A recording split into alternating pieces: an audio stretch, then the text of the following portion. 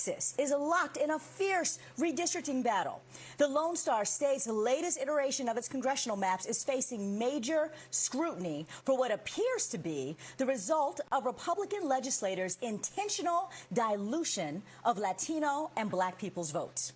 The state already signed its new redistricting maps into law, but civil rights coalitions, the Department of Justice, and some lawmakers are taking action against this clear power grab. Houston area Congressman Al Green has represented the 9th District since 2005, and had federal judges not intervened, his district would have been ripped apart in the last redistricting cycle a decade ago. Tonight, I am so honored to have the privilege of hosting one of my favorite congressmen, Congressman Al Green of Houston. He is here to tell us about his fight for fair representation in his district and beyond. Welcome to Amplified, Congressman. So good to see you, as always. Well, thank you. It's an honor to be with you. And I assure you, I'm smiling from ear to ear under my mask. We have a policy at the office, and I'm trying to adhere to our policy. I have staff working with me. But thank you ever so much. And your intro was absolutely spot on. As we say, we are in a battle here in Texas. And it is one that has been protracted because, as you've indicated, when we last had our redistricting, which became gerrymandering, we had to file lawsuits. And there was much litigation involved. And we had the benefit of Section 5 and 4 of the Voting Rights Act. Currently, we don't have the benefit of Section 4 because it has been eviscerated, and that emasculated Section 5. So I want you to explain what that means, because like you said, you were able to sue before because the Department of Justice actually had a pre-clearance provision in there, and now the Supreme Court has kind of gutted the ability to do that. And I want you to contextualize it in what's happening right now in this moment there in Texas. Since 2010, the last redistricting cycle, your state has actually experienced huge population growth, and 95% of that boost came from people of color. So, common sense to me, Congressman, would suggest that the new population deserves representation. And so the new congressional seats should actually be allocated in a way that gives them a political voice. But that's not actually what's happening there. So as somebody who has witnessed the demographic changes firsthand, can you please explain to us how and why this gerrymandering is going down the way that it is? Well, thank you. And may I compliment you? Your diction is superb. It is gerrymandering. There's a difference between redistricting and gerrymandering. Gerrymandering occurs when you set out to cause a minority population to have less than the equal opportunity to participate in the political process and elect a candidate of choice. Well, that's what's been happening in Texas. And we believe that this last round of gerrymandering, which had its genesis in maps that were drawn such that Congresswoman Jackson Lee and I were pitted against each other in my 9th Congressional District. They literally drew her out of her 18th Congressional District, placed her in the 9th Congressional District, removed the economic engines from her 18th Congressional District, and did a similar thing with me in the 9th Congressional District in an area that we know as the International District. So as a result, she and I did coalesce and are still working together, and concluded that we would not allow them to pit us against each other. We have worked to the extent that we have now been separated. But in that separation, when we were separated, we did not get our districts restored. We have districts now that we will represent. Make no mistake about it, we're going to give the best representation possible to the districts that we have. But we do believe that when an injustice is perpetrated, we have a duty to take that injustice to court. This is why we will be litigating. We have an outstanding lawyer, former dean of Thurgood Marshall School of Law, Gary Bledsoe, currently the state NAACP president, great demographer, Dr. Richard Murray. Now, to continue, this is really important. The most deleterious aspect of this occurred when the party in power decided to draw the lines, and after drawing the lines, allowed us to have an opportunity to have input in a very limited way. The 3 minority persons in Harris County, myself, Jackson Lee, and Congresswoman Garcia, we have districts that are adjacent to each other.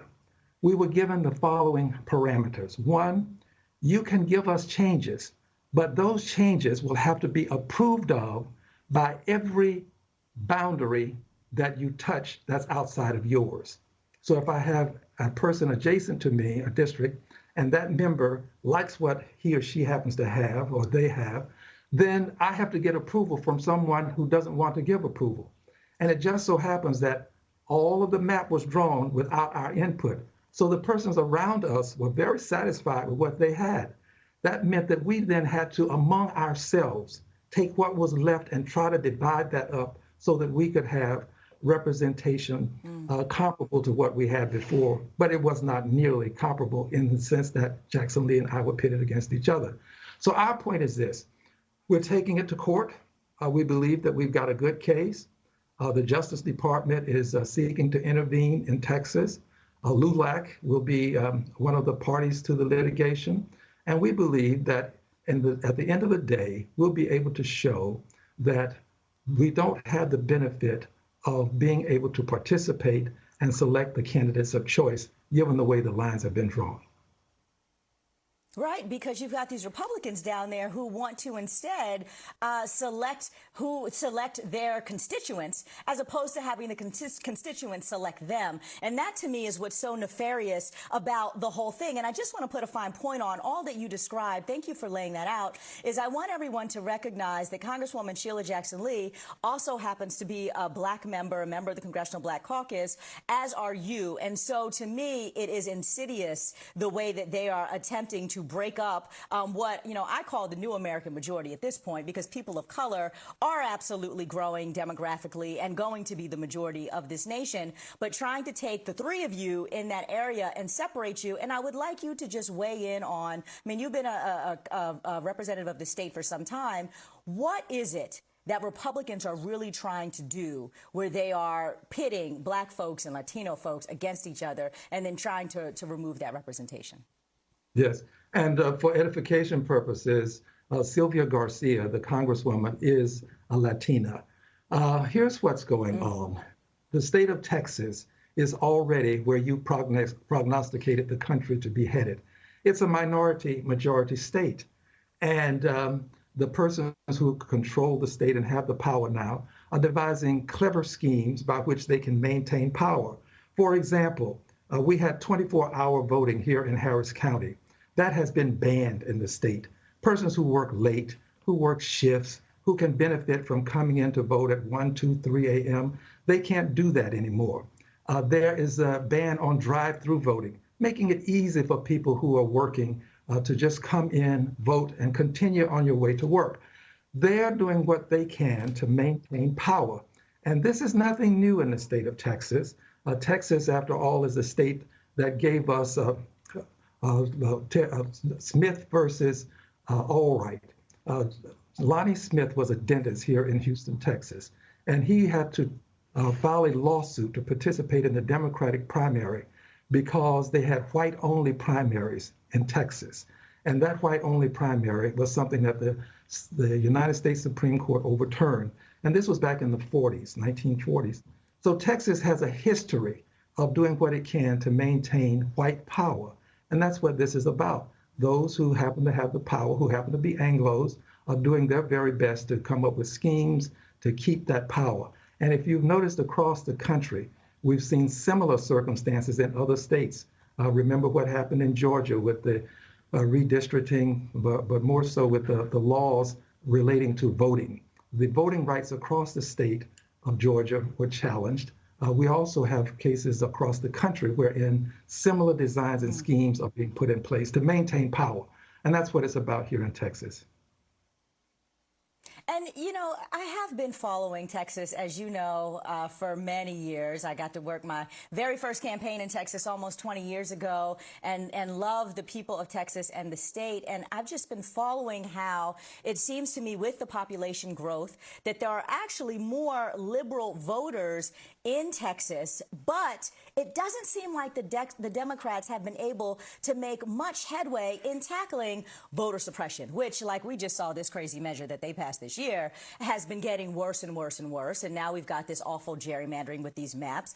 The Department of Justice is suing. You are going to have your own lawsuit with your colleagues. Other, voting rights advocates are jumping in and also filing lawsuits. But I wonder, at what point is the buck going to stop with Washington? And where do you see any of those conversations going? So many of your Democrats out of the state legislature came to D.C. this summer, and it seemed like they didn't get anywhere. So connect the dots for us here on what is next and how should Congress really be weighing in here?